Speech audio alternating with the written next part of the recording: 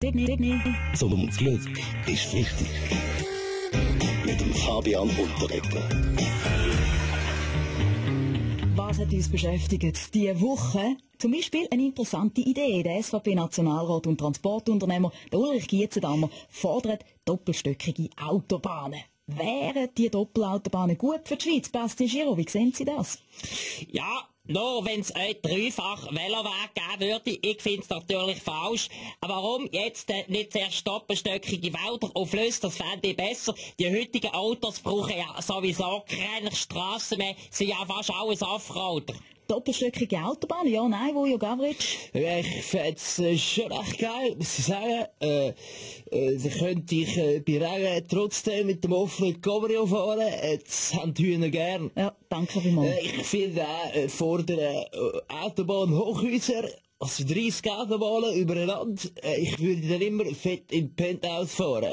Also gut, Druck vom Penthouse auf die Strasse. Was halten Sie von doppelter Strasse, Stefan Eichel? Ein doppelter Cognac ist gut für die Seele. Ja, das stimmt. Ja, sicher auch, aber nochmal schnell zurück, doppelte Autobahn. Roger Federer, wäre das etwas für Sie? Ja gut, auf doppelten Autobahnen könnte mir mit einem Zwillingsdoppel fahren und ich mit dem anderen unten, oder? Und dann sind wir doppelt so schnell, oder?